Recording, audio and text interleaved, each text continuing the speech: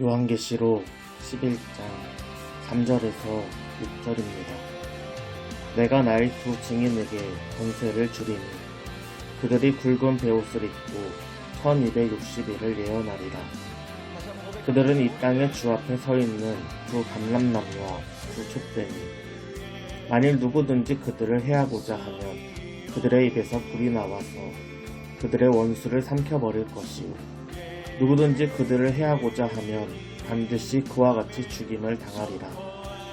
그들이 권능을 가지고 하늘을 닫아 그 예언하는 날 동안 비가 오지 못하게 하고 또 권능을 가지고 물을 피로 변하게 하고 아무 때든지 원하는 대로 여러 재앙으로 땅을 치리로다. 아멘. 역사하소서. 교회를 세우시고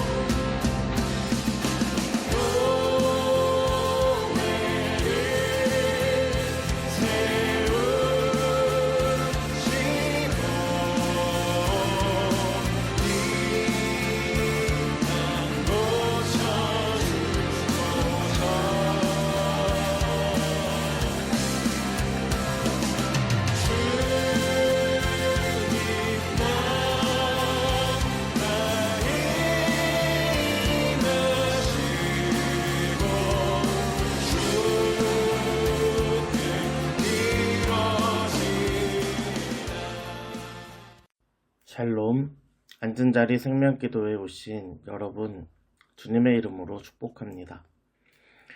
요한계시록은 단순히 심판과 환란에 대해서만 이야기하는 책이 아닙니다.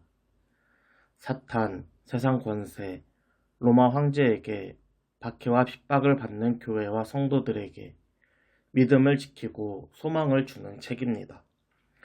우리는 7인과 7나팔에 대해서 보고 있습니다. 린이 하나씩 떼어질 때마다, 나팔이 하나씩 울릴 때마다 엄청난 재앙과 심판이 임하고 있습니다. 그러나 6번째와 7번째 사이에는 부록과 같은 부분이 있습니다. 이는 하나님의 뜻이 교회와 성도들에게 향하고 있다는 것을 보여주고 있습니다.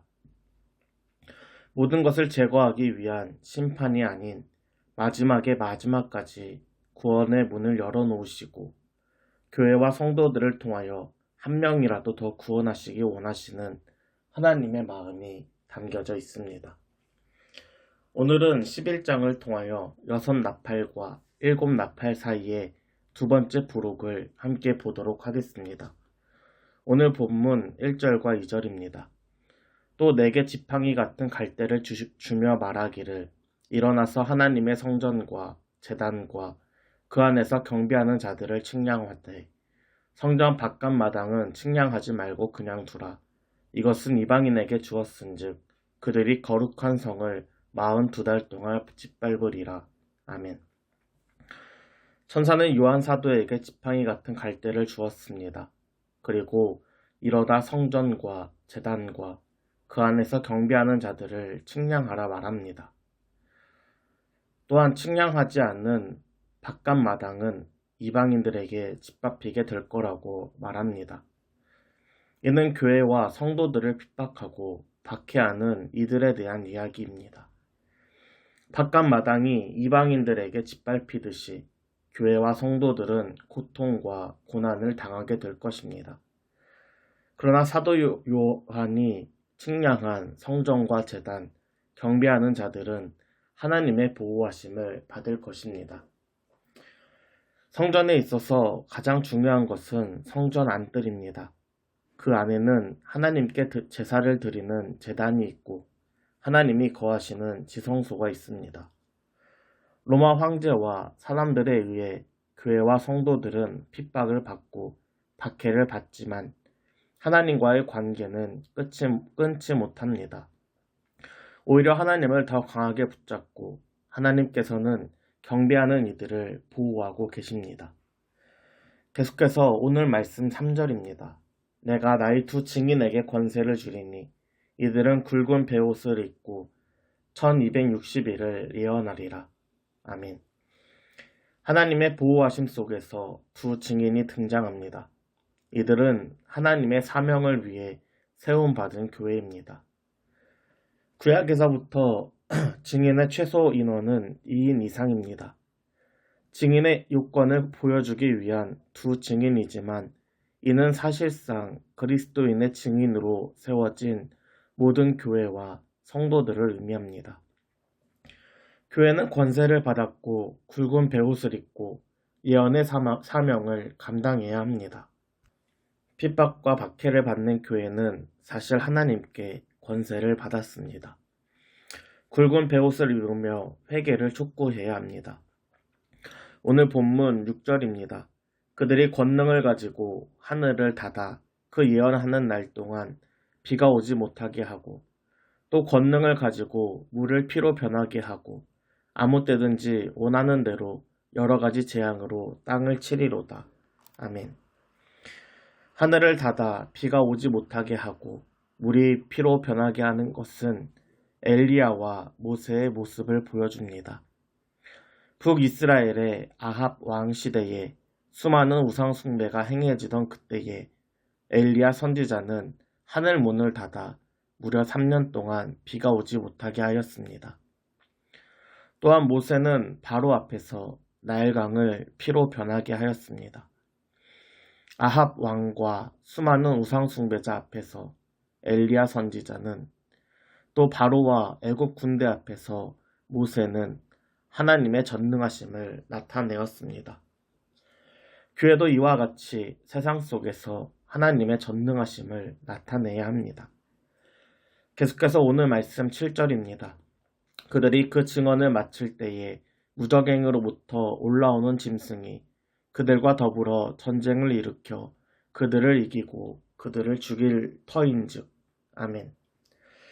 예언 사명을 마친 두 증인은 무저경에서 올라오는 짐승들에 의해 죽임을 당합니다.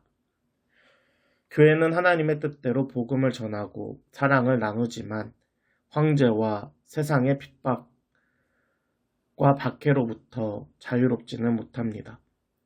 결국 두 증인이 죽임을 당하고 그 시체가 큰 길거리에 버려지듯이 교회와 성도들은 핍박과 박해를 피하지 못할 것입니다.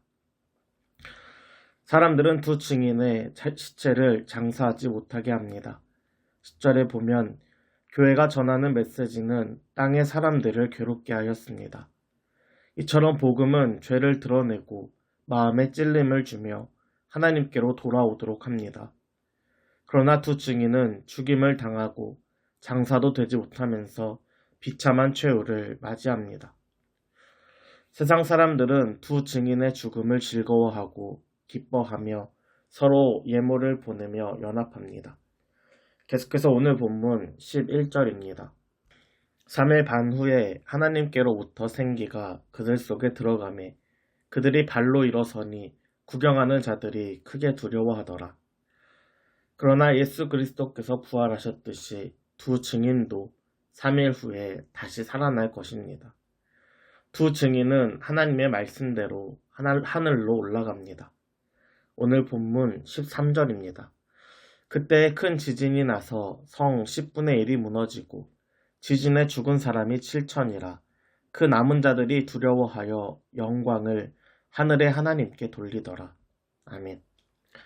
사랑하는 여러분, 사람들의 완악한 마음은 교회와 우리를 통해 변화될 것임을 기억하길 소망합니다. 7번의 인, 6번의 나팔, 재앙과 심판 속에서도 사람들은 회개하지 않고 돌이키지 않습니다. 오히려 살인과 복술과 음행, 도둑질과 같은 악행을 반복하고 있습니다. 어떠한 기적에도 큰 재앙 속에서도 사람들은 회개하지 않습니다. 그러나 두 증인의 모습을 통해 사람들은 하나님을 경외하고 하나님께 영광을 돌리기 시작합니다. 두 증인이 전하는 말은 사람들의 죄를 깨닫게 하였고 마음에 찔림을 주었습니다. 결국 사람을 변화시키는 것은 교회가 사랑을 행할 때이고 성도들이 그리스도의 복음을 전할 때인 것입니다.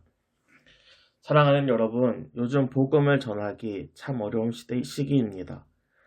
사람들의 거절은 우리의 마음을 낙심하게 만들기도 합니다. 그러나 주님을 기다리는 우리의 모습은 서로 사랑하는 것이고 복음을 전하는 것입니다. 오늘 하루 서로 사랑하는 저와 여러분 되길 소망합니다.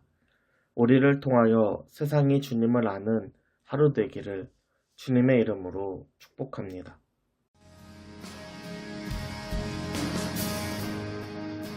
아버지의 마음